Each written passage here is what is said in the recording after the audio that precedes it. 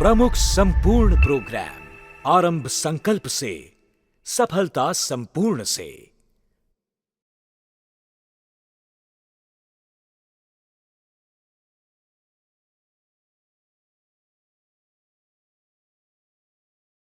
आशा करता हूं मैं आप सब बहुत अच्छे होंगे और उतनी अच्छी आपकी पढ़ाई चल रही होगी। अब तक ये खबर आप सभी को पहुंच चुकी होगी कि वेनेजुला में क्या हुआ है। जी हाँ, वेनेजुला के राष्ट्रपति को यूएसए द्वारा किडनैप कर लिया गया है। किडनैप शब्द मैं इसलिए प्रयोग में ले रहा हूं कि सोचिए रात को 2 बजे कोई आपके घर में आए, बॉम्बिंग करे और आपको उठा के ले जाए, आपको और आपके परिवार वालों को एक डिटेंशन सेंटर में ले जाके बंद कर दिया जाए और ये कहा जाए कि आप पे कुछ चार्जेस हैं और कल आपको कोर्ट के सामने, आपके खुद के देश के कोर्ट के सामने नहीं बल्कि जहां के सैनिक हैं, जहां पे आपको कैद किया गया है, वहां पे आपको प्रस्तुत होना होगा। तो इसे आप किडनैप ही कहोगे।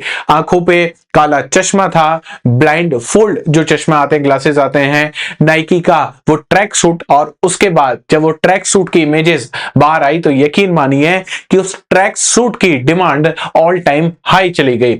वेनेजुला के बाद ट्रंप का स्टेटमेंट जो आया वो और भी डराने वाला था। दक्षिणी अमेरिका में जो देश हैं, चाहे बात करें अपन लोग क्यूबा की, अपन बात करें मैक्सिको की, अगर अपन बात करें जो उत्तरी अमेरिका में आपको देखने को मिलेगा, और इसके अलावा जो वेनेजुला के आसपास पड़ोसी जो देश हैं वो काफी डरे हुए हैं। क्यों? क्योंकि डोनाल्ड ट्रंप का अगला निशाना शायद वो भी हो सकते हैं। और डरा हुआ एक आइलैंड और है जो जिसे विश्व का सबसे बड़ा आइलैंड के नाम से जाना जाता है, ग्रीनलैंड। जी हाँ, ग्रीनलैंड के लिए ट्रंप ने साफ साफ ये कह दिया है कि हमें ग्रीनलैंड चाहिए, वी नीड द ग्रीनलैंड। तो आज हम प्रमुख रूप से बात करेंगे वेनेजुला की और पूरी टाइमलाइन समझने की कोशिश करेंगे कि वेनेजुला में क्या हुआ, हु वाज निकोलस मदुरो, और उसके साथ क्या क्या चीजें हुई है। तो let's start with this analysis with me. My name is Mukul Bhardwaj and let's start the toppling of the Venezuela, a special intelligence briefing and the capture of the Nicolas Maduro and 2026 geopolitical shift. तो चलिए शुरू करते हैं। Strategic context, White House, president Donald Trump has officially pulled the trigger on a regime change operation. So this is clearly a regime change operation. Why we are saying it as a regime change operation? Because the Maduro, who is the president of Venezuela, भी was तो नहीं कह सकता मैं, because even the court of the Venezuela, उन्होंने भी officially declare नहीं किया है कि जो प्रेसिडेंट हैं वो टोटली एब्सेंट हैं, उन्होंने ये डिक्लेयर नहीं किया है। अब बात ये हो रही है कि जो वाइस प्रेसिडेंट हैं वेनेजुला की, जो वाइस प्रेसिडेंट है, उन्हें पावर दे दी गई है और जो मेन अपोजिशन जो पार्टी है वेनेजुला की, उसके जो लीडर हैं वो स्पेन में एग्जाइल में रह रहे हैं। और जो सेकंड हैंड कमान है अपोजिशन पार्टी की, जिन्हें हाल ही में क्या मिला था, नोबेल पीस प्राइज मिला था, और वो नोबेल पीस प्राइज उन्होंने डेडिकेट किया था किसको, डोनाल्ड ट्रंप को। वो अब प्रेसिडेंट बनने की कतार में सबसे आगे हैं। अब आप सोचिए, एक ऐसी महिला जिसने अपना नोबेल पीस प्राइज किसे डेडिकेट किया है, डोनाल्ड ट्रंप को डेडिकेट किया है। तो इससे आप समझ पा रहे हो कि why we are changing it as a regime change operation, because now Trump और now Washington wants her to be on the seat of the Venezuelan president. This briefing explores smash and grab attack that sent shockwave across the Latin America. Whole Latin America is in shock. Why? Because it might be possible that that Maduro has been kidnapped. Maduro has been kidnapped. But tomorrow any other leader of the Latin America who raise voice against the Trump, it might be possible that Trump will kidnap that leader also. The White House has moved from the isolated air strike to a full discapitation strike against the Venezuela leadership. तो ये पिछले, ऐसा नहीं कि एक ही दिन में हुआ है, पिछले 4-5-6 महीने से लगातार ये हो रहा था कि वेनेजुला को घेरने की कोशिश की जा रही थी। यूएसए के जो शिप्स थे, यूएसए के जो वॉरशिप थे, वो लगातार वेनेजुला को क्या कर रहे थे, सराउंड कर रहे थे। और अचानक से 3 जनवरी की रात को कुछ ऐसा होता है कि पूरे वेनेजुला पे, स्पेशली काराकास जो वेनेजुला की कैपिटल है, उस पे एयर स्ट्राइक्स होते हैं कुछ लिमिटेड स्पॉट्स पे, और जो लीडर हैं, जो प्रेसिडेंट हैं वेनेजुला के, उनको क्या कर लिया जाता है, किडनैप कर लिया जाता है। Who has planned this attack? CIA, Central Intelligence Agency of USA. Intelligence reports suggest that the Trump green light the operation several days prior. अब याद रखिएगा, यहाँ पे बात की जा रही है कि ट्रंप ने कुछ दिनों पहले ही इस जो ऑपरेशन को ग्रीन लाइट दे दी थी। और याद करना 1 जनवरी जब न्यू ईयर शुरू होने वाला था 2026, तो एक पत्रकार ने, एक जो जर्नलिस्ट है, उन्होंने ट्रंप से पूछा था कि आपका न्यू ईयर रेजोल्यूशन क्या है। तो ट्रंप ने ये क्लियरली कहा था कि मैं पीस चाहता हूं। और 2025 की कहानी आप सबको पता होनी चाहिए कि ट्रंप साहब ने कितनी बार ये कहा था मुझे क्या चाहिए, नोबेल पीस पुरस्कार चाहिए, मैं शांति दूत। और आप देखिए कि पहले ही सप्ताह में क्या क्या हो चुका है।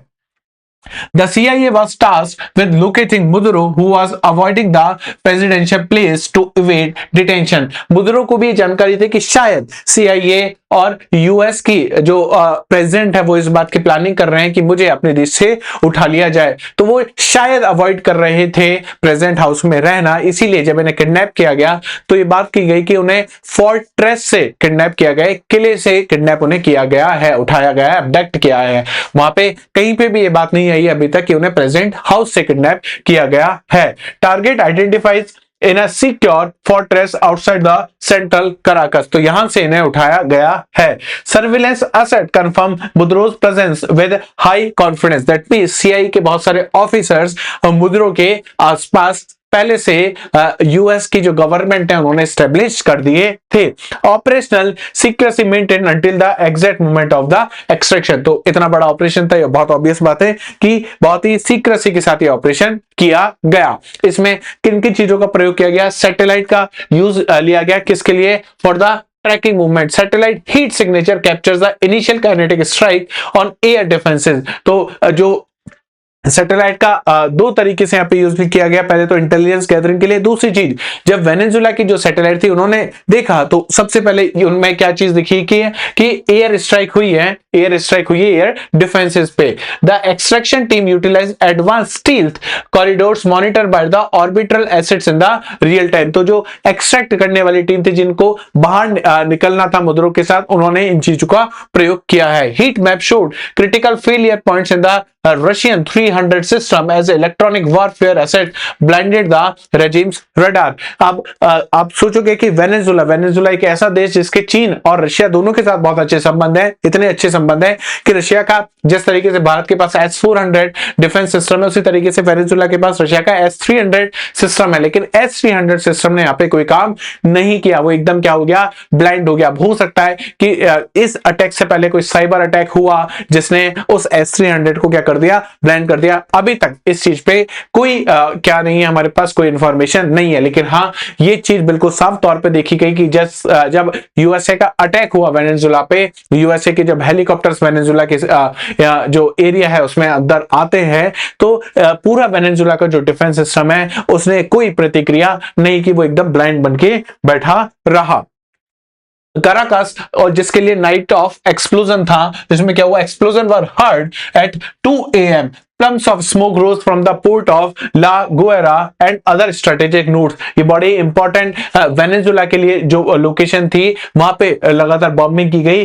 This was a synchronised effort to cripple Venezuela infrastructure simultaneously, तो जो भी डिफेंस स्पेशली और एयरपोर्ट और पोर्ट जहां जहां पे थे वहां पे बॉम्बिंग की गई, जिससे तेजी से वेनेजुला क्या नहीं कर पाए, स्ट्राइक दोबारा नहीं कर पाए। The port a maritime gateway was allegedly linked to sanction drug trade activities providing a secondary justification for the strike. अब पूछा गया कि भाई पोर्ट पे क्यों स्ट्राइक किया गया है, तो पोर्ट के लिए, इस पोर्ट के लिए ट्रंप और यूएसए गवर्नमेंट ने कहा कि इस पोर्ट से क्या होता था, ड्रग स्मगल की जाती थी, इसलिए यहां पे क्या की गई है, स्ट्राइक की गई है। इसके अलावा जो एयरफील्ड है वहां पे भी बॉम्बिंग की गई है, और जो एयरफील्ड का नाम क्या है, एयरफील्ड का नाम है La Carlota airfield. Primary tactical asset of the Venezuelan government was hit to prevent any aerial counter offensive during the raid. तो जब यूएसए के हेलीकॉप्टर्स जाते हैं तो उन्होंने कुछ स्पेसिफिक टारगेट्स पहले से डिसाइड किए हुए थे, उसमें से एक स्पेसिफिक टारगेट क्या था, ला कार्लोटा एयरफील्ड। यहां पे अटैक किया गया जिससे कोई भी काउंटर जो अटैक है बहुत तेजी से ना हो पाए। Runway cratered with the precision hanger facilities, house quick response choppers, neutralized airfield plunge into the darkness as fuel depots were target। तो इस तरीके से टारगेट किया गया कि तुरंत कोई प्रतिक्रिया वेनेजुला और वेनेजुला की जो सेना है वो ना कर पाए, उसको पूरी तरीके से इंफ्रास्ट्रक्चर को क्या कर दिया, क्रम्बल कर दिया। इसके अलावा एक बेस है उसको भी हिट किया गया। Fuerte Tiuna the main military base in the capital saw massive debris field after a series of targeted bunker buster strike hits is command center. तो न केवल एयरफोर्स को हिट किया, एयर बेसिस को हिट किया, बल्कि जो मिलिट्री बेस है यूएसए ने वेनेजुला का मिलिट्री बेस भी हिट किया। The base serve as the brain of the Venezuela military. Its decapitation effectively paralyzed the ground response for the several hours। तो ये पहले से पता था यूएसए को, सीआईए के पास ये इंटेलिजेंस पहले से थी कि यही मेन बेस है जो वेनेजुला की ब्रेन है आर्मी का, इसको क्या कर दिया जाए, क्रम्बल कर दिया जाए। अच्छा, इसके अलावा आप पूछ सकते हो कि साहब कौन सी फोर्स थी यूएसए की जो अंदर गई, जो किडनैप करके लेके आई, वो फोर्स का नाम है Delta force. Delta force and elite wing of the US military specialized in the high risk HVT mission perform the extraction. जो एक्सट्रैक्शन हुआ वह निकोलस मुद्रो का और उनकी वाइफ का, वो इसी वजह से हुआ। They entered the fortress under the cover of the thermal imaging jamming. तो थर्मल इमेजिंग जैमिंग यहाँ पे लगा दी गई ताकि और कोई इन्हें नहीं देख पाए, और इसका लाइव टेलीकास्ट यहाँ पे दिखाया जा रहा था, ट्रंप को सामने दिखाया जा रहा था। Media reports claim Maduro and his wife were dragged out their bed and US forces executed the operation with the surgical precision. तो बहुत प्रिसाइजली जो यूएसए की जो डेल्टा फोर्स है उसने ये ऑपरेशन को क्या किया, अंजाम दिया। यूएसए की दृष्टि से बहुत अच्छा ऑपरेशन था, लेकिन आप वहीं पर सोचो कि एक पल पहले आप किसी देश के प्रेसिडेंट थे और एक पल में ही एक दूसरे देश की फोर्स आती है, आपको किडनैप करती है और आपके बेड पे से आपको उठा के अपने हेलीकॉप्टर, अपने जहाज में बैठा के ले जाती है। Nicolas Maduro, the leader who rose from being a bus driver to the hand-picked successor of the Hugo Chavez, is now in the US custody। तो याद रखिएगा ये जो निकोलस मुद्रो साहब हैं, ये पहले क्या थे, एक बस ड्राइवर थे, और ये किसके सक्सेसर है, इनसे पहले कौन लीडर था, Hugo Chavez is now in the US custody. जो अब निकोलस कहां है, यूएस कस्टडी में है। He will stand trial in the American soil. अब आप सोचिए, ये तो किसी भी तरीके से मानवाधिकार नहीं होगा कि आपने उसको किडनैप किया, आपकी सेना के लोग उनको किडनैप करके ले गए, आप अपने ही कोर्ट में क्या कर रहे हो, उन पे केस चला रहे हो। His arrest and a decade-long struggle between the Washington and the Caracas, marking the most significant regime change attempt in the recent South American history। Although South America history में regime change बहुत common बात है, लेकिन sitting president को kidnap करना ये काफी बड़ी बात हो जाती है। ये निकोलस मुद्रो की वाइफ हैं जिनका नाम है सीलिया फ्लोरेस। इन्हें भी उनके साथ क्या कर लिया गया है, इनको भी किडनैप कर लिया गया है यूएसए की फोर्सेस द्वारा। The first lady was captured along her husband, often called as the first combatant। She has been a powerful political figure in the PSUV party. तो एक इंपॉर्टेंट पार्टी वेनेजुला की PSUV party, उसमें important figure हैं और इन्हें भी US की force अपने साथ ले गई है। Her capture signal that the US intend to completely dismantle the inner circle of the Maduro regime, leaving no familial power structure behind. तो पूरी तरीके से जिस तरीके से बांग्लादेश में आपने देखा शेख हसीना को भगाया गया, बिल्कुल कुछ उसी तरह की आप यहाँ पे चीजें देख पा रहे हो कि पूरी फैमिली वहां से क्या कर दी गई है, गायब कर दी गई है। और ट्रंप ने क्या ब्रीफ किया मीडिया को, वो भी देखते हैं। President Trump broke the silence at 4:30 AM Washington time. He describe the operation was a successful large scale sky. उन्होंने कहा कि ये एकदम सक्सेसफुल ऑपरेशन था, conducted with the US law enforcement, और उन्होंने कहा कि यूएस लॉ के अकॉर्डिंग था ये। Trump claimed that he watched the operation live, comparing the speed violence to a television show। तो बिल्कुल उन्होंने कहा कि मैंने जैसे एक टेलीविजन शो में एकदम लाइव चीजें देखते हैं, वो सारी चीजें मैंने इस ऑपरेशन में देखी, स्पीड और लाइव शो। अच्छा, अब कौन कौन से जो अपराध हैं, कौन कौन सी जो आपराधिक टाइटल किसको दिए गए, निकोलस मुद्रो को दिए यूएसए ने। सबसे पहला है narco terrorism. A primary justification for the red is the 2020 Maduro US court indictment. Maduro is accused of the narco terrorism and the cocaine trafficking as a part of the cartel of the Suns. तो cartel of the Suns एक drug group है, mafia है, और उसके अंतर्गत ये माना जाता था कि निकोलस मदुरो जो है क्या करते हैं, ड्रग की ट्रैफिकिंग करते हैं। US has placed $50 million bounty. Trump के आने से पहले $25 बिलियन बाउंटी थी, ट्रंप के आने के बाद उन्होंने इंक्रीज करके कितना कर दिया, $50 million बाउंटी थी इनके ऊपर on his capture, which provided a massive legal framework for the military intervention. तो सबसे पहला जो ग्राउंड दिया कि भाई आप जाके क्या कर सकते हो, कैप्चर कर सकते हो, किडनैप कर सकते हो निकोलस को, वो ये था जिसका नाम है नार्को टेररिज्म। तो नार्को टेररिज्म के पहले चार्जेस लगाए। दूसरा जो गोल है वो है energy sovereignty. The US aims to return what it called the stolen oil. Stolen oil की कहानी में आपको नेक्स्ट वीडियो में बताऊंगा कि यूएस किस चीज को स्टोलन ऑयल कह रहा है। जब आज से करीब 50-60 साल पहले जब वेनेजुला बहुत ज्यादा ऑयल का प्रोडक्शन करता था, यूएस की कंपनीज यहाँ पे जैसे जो यूएस की बड़ी बड़ी कंपनी, ऑयल कंपनीज, वो यहां से बहुत प्रॉफिट उठाया करती थी। उसके बाद ऐसा क्या हुआ कि यूएस अब उस ऑयल को क्या कर रहा है, स्टोलन ऑयल कह रहा है। Under Maduro Venezuela's energy wealth was shifted to the China, Russia and Iran. ये बात बिल्कुल सही है कि निकोलस मादुरो को ये बात पता चल गया था कि यूएस किसी का सगा नहीं है, तो निकोलस ने अपने रिलेशन अच्छे बनाना शुरू किए, किसके साथ, रशिया के साथ, चाइना के साथ और ईरान के साथ। चाइना के साथ तो इतना डीप एंगेजमेंट था, अब मैं आपको बताऊंगा कि चाइना को मिल रही थी चीप एनर्जी, मिल रहा था चीप ऑयल, यहां पे मिल रहा था चाइना को वेनेजुला से। साथ ही साथ जो लोन है वेनेजुला को वो कौन प्रोवाइड करा रहा था, चाइना प्रोवाइड करा रहा था। Washington intends to reset the oil markets in the western hemisphere, resetting dominant stake of the American firms and bypassing the eastern influence. तो बिल्कुल डॉक्ट्रिन साफ है कि जो वेस्टर्न हेमिस्फीयर है वो इंटरफेयर ना करे, और पूरा जो ईस्टर्न हेमिस्फीयर है वेस्टर्न हेमिस्फीयर से बाहर रहे, और वेस्टर्न हेमिस्फीयर पे किसका कब्जा रहे, यूएसए का कब्जा रहेगी। उनकी डॉक्ट्रिन एकदम साफ है। इसके बाद जेडी वेंस, इन्होंने क्या अल्टीमेटम दिया, देखो, vice president JD Vance started the Trump offered multiple off ramps, there were rejected, the US message was clear, the drug trafficking must stop immediately. ये जेडी वेंस ने कहा कि हमने बहुत सारे ऑफर दिए लेकिन निकोलस नहीं माने, और अब क्या करना था, हमें जो ड्रग जो ट्रैफिकिंग है उसको रोकना था। Vance emphasized that this operation was a necessary escalation to secure American borders and energy interests। याद रखिए यहां पे भी एक चीज कही जा रही है बार बार, एनर्जी इंटरेस्ट। ट्रंप ने भी एक चीज का नाम लिया, वो था ऑयल, और हालांकि इन्होंने जो सफिक्स जो प्रीफिक्स यूज किया वो था स्टोलन ऑयल, लेकिन यहां पे आप साफ साफ देख पा रहे हो ये रिजीम चेंज पावर का गेम नहीं, ये सीधा सीधा गेम है किसका, एनर्जी का। अब क्यों एनर्जी का गेम है, इस स्लाइड से आपको अच्छे से समझ में आ जाएगा।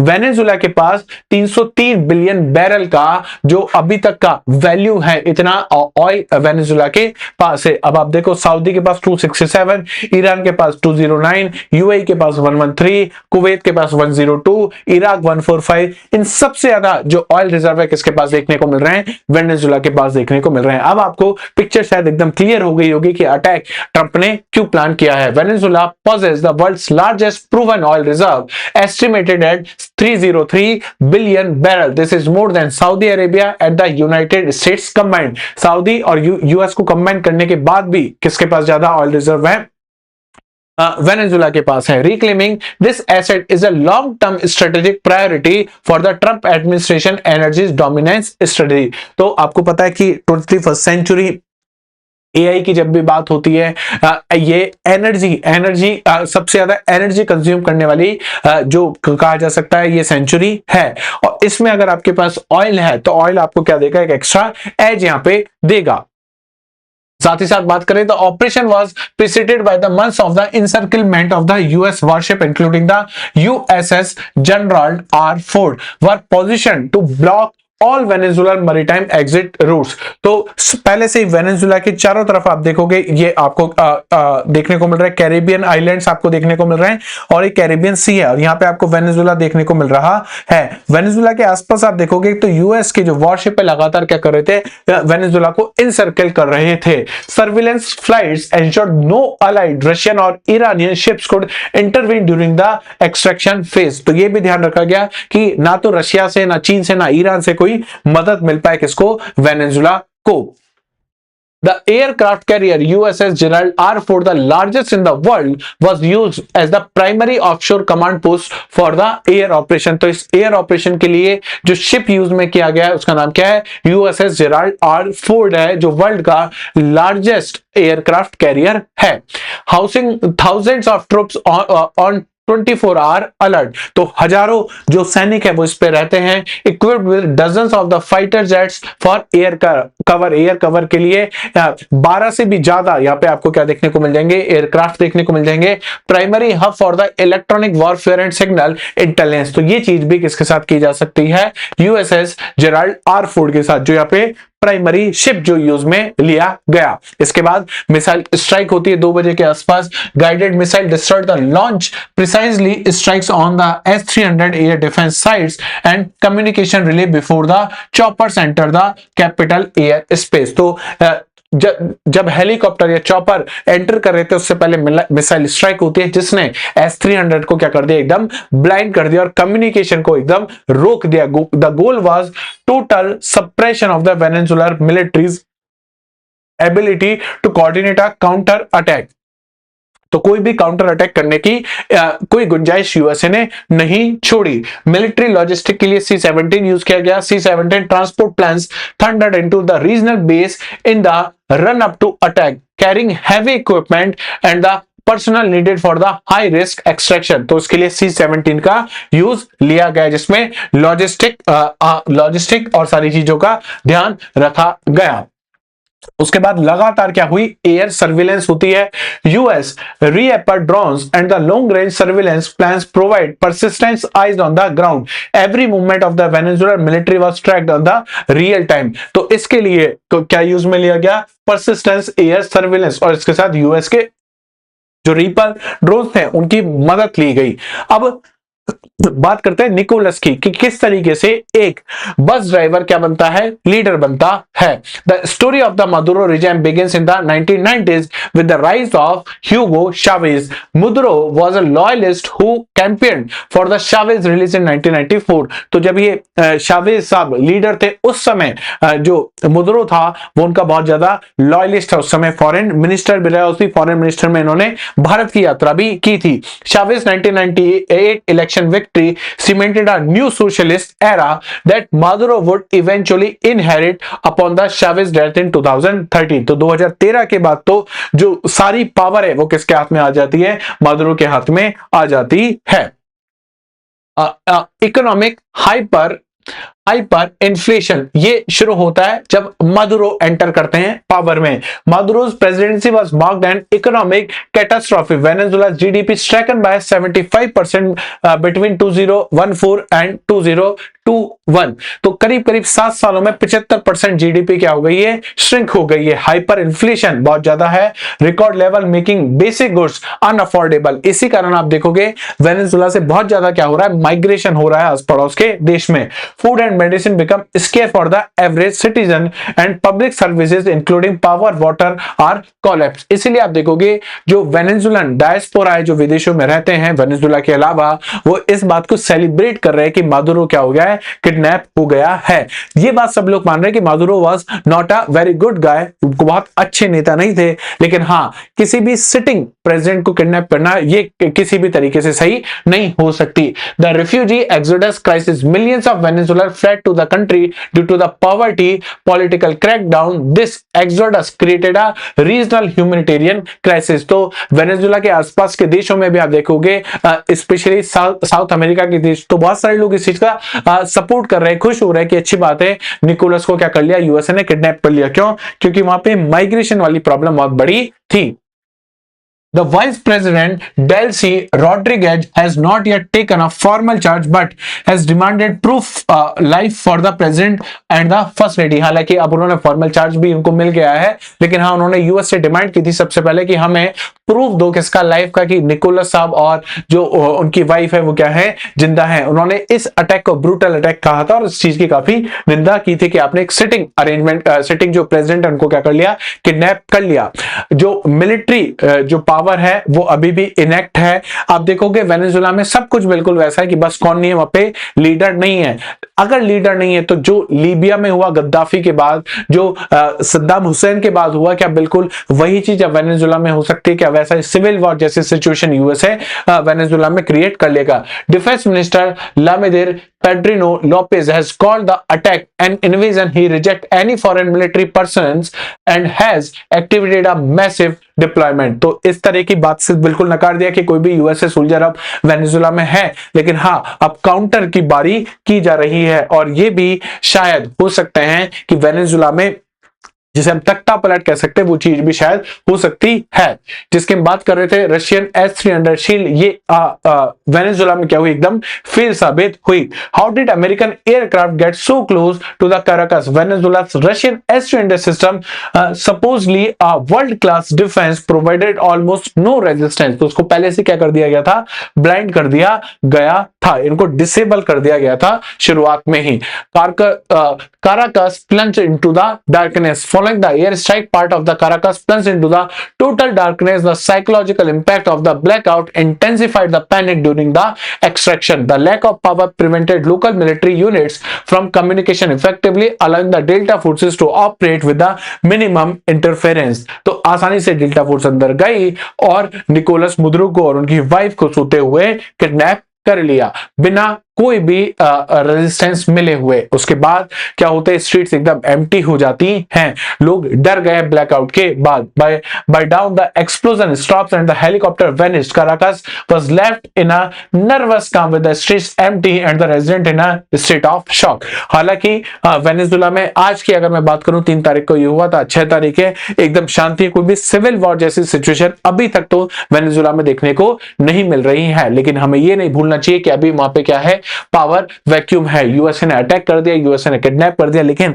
कौन नया लीडर होगा ये यूएसए ने नहीं बताया है। यूएसए ने केवल एक चीज कही है कि हाँ हम लोग क्या करेंगे, वेनेजुएला में सिक्योर पोजीशन में पहुंचेंगे, वेनेजुएला को गवर्न यूएस करेगा। The Hunt for the fortress, शायद ऐसा ही कोई फोर्ट्रेस रहा होगा जहां से निकोलस को निकाला गया।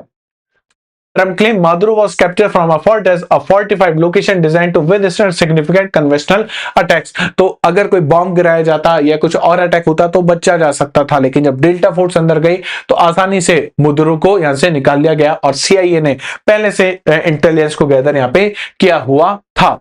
जिस अपोजिशन की मैं बात कर रहा था ये उस अपोजिशन के लीडर हैं जो अभी कहां पर हैं, जो अभी एग्जाइल में हैं स्पेन में। तो ये हो सकता है या तो ये प्रेसिडेंट बने नेक्स्ट वेनेजुएला के, लेकिन ये जब प्रेसिडेंट बनेंगे तो ये क्या होगी, एक पपेट गवर्नमेंट होगी, किसके लिए, यूएसए के लिए। और ये वो महिला हैं जिन्होंने अपना नोबेल जो प्राइज है वो किसे डेडिकेट किया था, ट्रंप को। Maria Corina Machado who recently won the Nobel prize is preparing for a transition. She has promised a complete overhaul of the Venezuelan economy. तो ये बात करें कि मैं पूरी वेनेजुएला की इकोनॉमी को चेंज कर दूंगी with the support of USA. तो आप समझ पा रहे हैं कि यूएसए किस तरीके से रिजीम चेंज की यहाँ पे सोच रहा होगा। आर्टिकल 223 लीगल पाथ की अगर अपन बात करें तो आर्टिकल 233 ऑफ वेनेजुएलन कॉन्स्टिट्यूशन ये कहता है कि अगर प्रेसिडेंट एब्सोल्यूट एब्सेंस है कंट्री से तो 30 दिन के अंदर क्या होना चाहिए, इलेक्शन होना चाहिए। इसलिए वेनेजुएला की कोर्ट ने अभी प्रेसिडेंट को क्या नहीं बताया, एब्सोल्यूट एब्सेंस नहीं बताया, ताकि 30 दिन के अंदर जो इलेक्शन होने हैं वो चीज ना आ जाए। सेलिब्रेशन हो रहा है डायस्पोरा में, क्यों, क्योंकि ये बात सबको पता है कि जो निकोलस है वो बहुत ज्यादा अच्छे आदमी तो नहीं थे, लेकिन वेनेजुएला के लिए अपनी उनकी सोवरेनिटी पे बहुत बड़ा क्या है ये हमला है कि कोई बाहर का देश आता है और उनके सिटिंग प्रेसिडेंट को किडनैप करके ले जाता है। इसके बाद जो ट्रुप्स हैं उनको हाई अलर्ट पे रख दिया गया। The military high command has not yet defected and the risk of localised clashes between the US proxies and the regime loyalist is high. तो हो सकता है निकोलस के जो साथ के लोग हैं, जो लॉयलिस्ट लोग हैं और उनके आगे जो यूएस के जो लोग हैं वो आपस में क्या हो जाए, लड़ जाए। इस बीच में सबसे इंपॉर्टेंट और सबकी नजर थी यूरोप क्या कहेगा, क्योंकि रशिया और यूक्रेन का जब वॉर चल रहा था तो लगातार यूरोप से बहुत सारे स्टेटमेंट आ रहे थे, लेकिन यूरोप एकदम खामोश है। यूरोप ने अपने आप को इन सब चीजों से दूर कर लिया है। The European Union has called the restrain a trademark hypocritical response to blanket kidnapping of a head of state. तो एकदम अजीब सा स्टेटमेंट कि हम इन सब चीजों से क्या है, दूर हैं। If Russia did this to Zelensky the response would be sanction and the war. तो अगर रशिया अगर ये करता, ज़ेलेंस्की को किडनैप कर लेता यूक्रेन से, तो शायद बहुत सारे सैंक्शन और रशिया पे थोप दिए जाते और एक बड़े युद्ध की यहां पे शुरुआत हो जाती। Europe supports the rule based order only when convenient. तो ये हिपोक्रेसी आप यूरोप की हमेशा देखोगे कि जब यूएस और यूरोप की बात आती है तो दोनों आपस में शांत हो जाते हैं, लेकिन इसके अलावा कई किसी और देश की बात आती है तो हमेशा ये ज्ञान देने पहुंच जाते हैं। The EU acknowledge Maduro lacks legitimacy but failed to condemn the illegal raid। ये बात कही है कि इलीगल रेड को नहीं रोका गया और इस इलीगल रेड को रोकने के लिए यूएस ने एक सिटिंग प्रेसिडेंट को किडनैप कर लिया। रशिया की तरफ से भी रिस्पांस आया। रशिया ने क्या कहा, Moscow has called the operation deeply concerning and condemnable act of armed aggression। तो बिल्कुल कंडेम किया किसने, रशिया ने। चाइना से भी आना था स्टेटमेंट, क्योंकि चाइना के डीप इंटरेस्ट है कहां पे, वेनेजुला में। चाइना ने इसे कहा कि इसे क्या हो रहा है, वायलेशन ऑफ सोवरेनिटी हो रही है किसकी, वेनेजुला की। Beijing has labelled the strike as the hegemony attack. Yesterday China special envoy was the last dignitary to meet the Maduro in the Caracas. तो 3 तारीख को दिन में जिससे लास्ट जो मिले थे मदुरो, वो कौन थे, चाइनीज डिग्निटरी थे जिनसे वो मिले थे। China is concern about the billions in the loans and the oil deals that may now be avoided by a pro US replacement government. तो चाइना की सबसे बड़ी चिंता है उनका मिलियंस और बिलियंस का इन्वेस्टमेंट जो कहां किया हुआ है, बिलियंस जो वेनेजुला में किया गया है।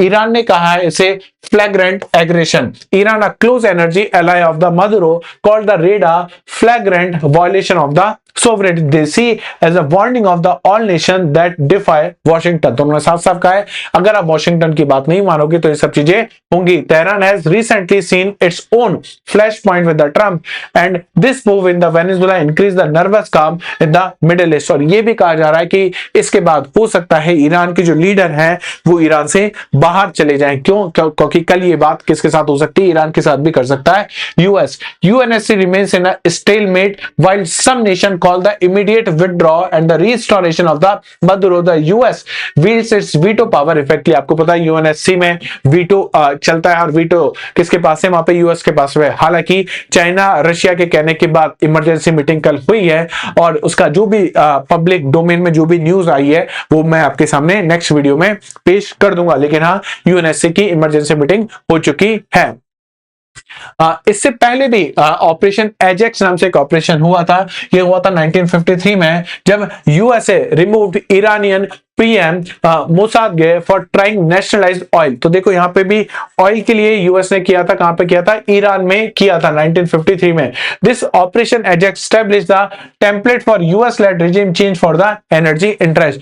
तो 1953 से लगातार जहां पे यूएस को एनर्जी सिक्योरिटी के लिए, ऑयल के लिए अपनी जरूरत पड़ती है तो यूएस क्या कर देता है, यूएस वहां पे रिजीम चेंज कर लेता है। यूएस ने सेम काम कहां किया, पनामा में किया। 1989 the US capture Panama strongman Manuel Noriega। He was flown to Miami and tried in a US court exactly the blueprint of the Maduro now faces। तो सेम चीज पनामा में भी यूएस ने की थी।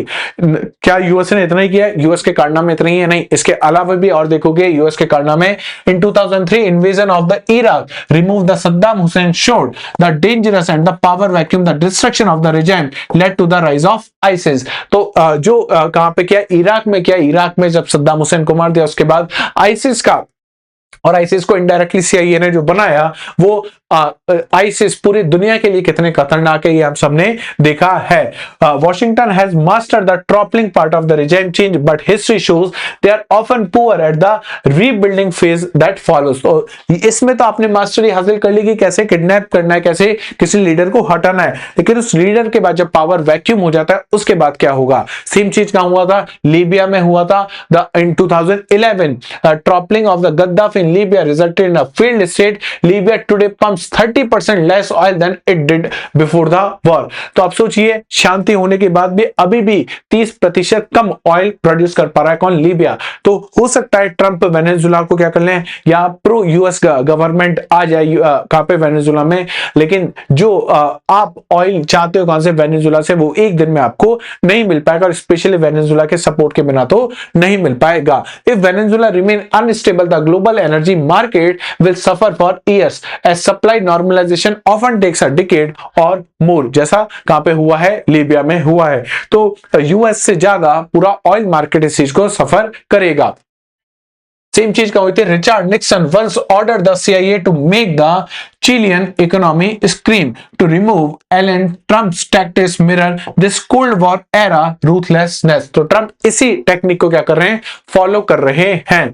The Monroe Doctrine is back in the full force. America will secure its backyard regardless the international consensus। तो उस समय 1823 के आसपास जो डॉक्ट्रिन थी, मॉनरो डॉक्ट्रिन थी, जिसमें अमेरिका ने कहा कि अमेरिका उत्तरी अमेरिका और दक्षिण अमेरिका में यूरोप क्या नहीं करेगा? इंटरफेयर नहीं करेगा, और इसके बदले में अमेरिका कहां पे इंटरफेयर नहीं करेगा? यूरोप में नहीं करेगा। सेम चीज आप देख रहे हो, सुपीरियरिटी किसकी? ट्रंप चाहते हैं दिखाना, पूरे हेमिस्फीयर में ट्रंप चाहते हैं कि केवल अमेरिका क्या रहे? ग्रेट रहे, महान रहे। Energy market volatility देखो, the oil market was reacting with extreme volatility while the Venezuela only export 1% of the world consumption, the strategic implication of its reserve are massive। आज अगर आप देखोगे तो आप पाओगे कि वेनेजुला पूरा वर्ल्ड जो ऑयल मार्केट है 1% है, लेकिन अगर इसी तरीके से चलता रहा, वेनेजुला इतना डिस्टर्ब रहा, तो इसके मैसिव इंपैक्ट आपको कहां देखने को मिल सकते हैं? ऑयल मार्केट में आपको देखने को मिलेंगे। Instability in the world largest oil basin will drive long-term price hikes if a transition is not handled with the civilian stability। अगर स्टेबिलिटी के साथ नहीं हुआ, एक सिविल वॉर में चला गया, तो चीजें बहुत बदतर हो जाएंगी, और इसमें सबसे ज्यादा नुकसान होता है भारत जैसे देशों का, जहां पे ऑयल खरीदना होता है।